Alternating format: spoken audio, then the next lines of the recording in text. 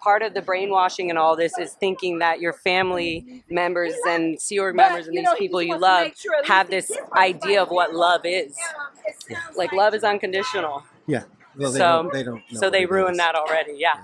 And so it just made me realize, like, what am I doing trying to get this, like, love out of my dad? But it had that and all of that and after and the days after and the more protesting. It takes a while, but it is heartbreaking, period. Let's say this, though. What if your dad, you know, let's say that planet is... If he left? And he left. I would take care of him. We'd figure it out. In a heartbeat. That's what's so horrible, right? Yeah. Isn't that... Because as he gets older, what are they gonna take good care of him? Is he gonna be in a his brother, my uncle, who was the senior HAS International, which is like the ethics in senior HGO, and worked at the HGB. My uncle is dead. My uncle passed away from colon cancer that could have been, you know, treated. He didn't even know he had it until it was too late. That is what's going on. So the body is not important to Sea Org members because their job is important and what they're doing for our future and clearing the planet and giving people good life mentally and spiritually. Like, stop getting distracted by all these religions and do the right thing and do Scientology. And so you get really into this whole purpose. It's like it's beyond working for Apple or Google or some company or Amazon, something that you're just already like into because of a job. Oh, I have to get up at this time. It's worse than that. It's like you're even if you're just the filer or the bookseller or whatever it is, your job is just as important as somebody else's above you. And if you're not doing, so somebody above you is going to have to do your job. And so if you're doing your job, you're helping to save and clear the whole planet. So, and then you forget about what you're doing after a while. You're not there every day in the Sea Org going, I'm here to clear the planet. You're not doing that. You're like, how many books did I get? So, oh my God, I'm going to get in trouble. Probably, I'm not going to get time off this week, or that's not going to get approved, whatever. Your mind is all in the Scientology world. So when I watched you and Mike Brown, talk about, and seeing the whole thing they did with his mom, right? Which was wonderful that they were able to... The Aftermath Foundation. All that, So, but another thing that I've noticed watching you guys over the years, is there is this legit difference between folks that were, I'll just say, in my parlance, worker bees, and then these folks that were, say, at Int Base, who were the ones that I watched the most because they were there, and I learned a lot. I'm not going to badmouth that aspect of it, except that one thing that always stuck in the back of my mind was, what am I not hearing? I mean, at that point, Aaron was the only one who wasn't some big wheel, and even initially. And let me just say this, I retired from the military, was a fairly high-ranking officer. Yeah. Led Falcons and that whole bit, right? Yeah. But I've always had a heart for everybody as part of the team. Right.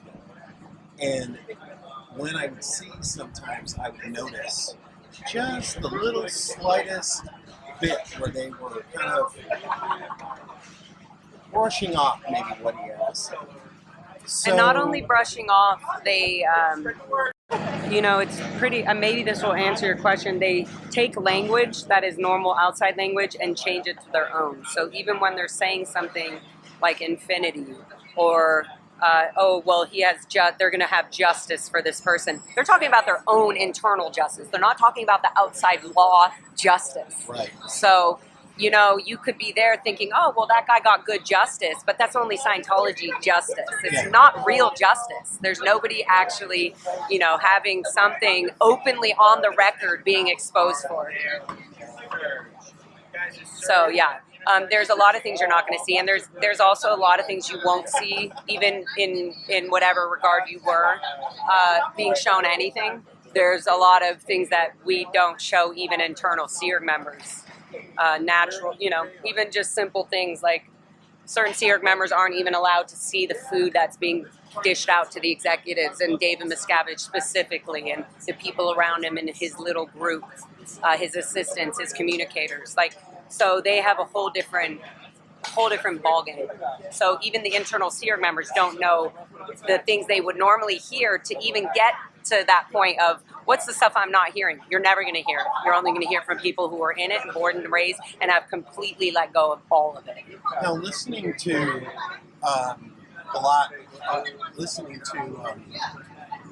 Mark and Claire. Mm-hmm. Yeah. I mean, it sounded like Yes. In Mark's case, there was a lot of, he had been punished and whatnot, and the whole beans and rice bit. But that's everybody. I understand. My question is, but I didn't hear that a lot out of, say, Claire. I mean, did they just literally, these top level people just get beat up by David Miscavige, or did they suffer? Claire that was at a stuff too? higher level than Mark Headley. Oh, by a lot. By a lot. Yeah. So if Claire's getting rice and beans, Mark Headley isn't going to necessarily know about it unless she tells him. The status of executive structure is sometimes Claire's not even allowed to tell Mark anything about the things she's doing. It's like the equivalent of somebody working for the FBI or being a special CIA agent. They're not allowed to even tell you. Right. So, and Mark already knows that. Mark knows as her husband and being in the Sea Org and the whole brainwash. Like, you don't think you're being brainwashed. You feel like me and you out in the regular world, but your structure and the way you think is very Scientology. How did that fog lift for you? Slowly. It takes slow, and it still is. It always is. Do you find yourself still looking at things through that Scientology filter? Or Not looking, reflecting. Like now I'm like, whoa, I remember I used to think this way about gay people. Or I remember I would think I wouldn't break down gayness. It wouldn't even come through my mind. Like I would just be like, they're one, they're disgusting. You didn't know why? No idea. Didn't understand what any of that was. And then hearing my own father, calling somebody out naturally when we were just going to a Starbucks and just seeing him react to some, there was like a trans person standing in front of the parking spot that we were supposed to pull in, and he said this very vile thing that was a normal thing for him to say in his head, and I was like, Dad, you cannot say that. I'm not going to repeat it, but so that little things like that, I was like, wow, my own father, who I thought had this really big, deep heart, just yelled that gross thing at this person. And so yeah, it's a whole different ball game. You have a whole different mind. You're thinking a whole different way. So it's like literally nearly impossible. Do I need to go? Nice. Okay. What I was going to say is it's nearly impossible to get somebody out of Scientology or the Sea Org without somebody in the Sea Org or Scientology saying, hey, we should probably leave, or do you think, I don't know if I want to be in this anymore. Like, it's not an option to talk about. Never. You're actually not even allowed to talk to any other person besides the ethics officer about something like that, wanting to leave or anything like that. So do you think Aaron and Heather were kind of a rare case of where two Scientologists sort of arrived at that conclusion that they should get out? Or Aaron, no, I think Aaron probably, I think from what I know, we can ask him, he's here, but I feel like Aaron wanted to leave, and then his wife ended up leaving with him. Right. Yeah. So I think But that was his decision. That was his, and she went along with it. And she's probably very happy about it now. Yeah, so that's what I mean. Like, it's a good excuse. If I was married to somebody in the Sea Org and they wanted to leave, I would be leaving with them. Yeah. But as long as they're there and I'm comfortable and I'm just doing my job and at least I have my little moments with this person I think I love, then it's not so bad. But if they leave, then of course they're going to leave. Yeah.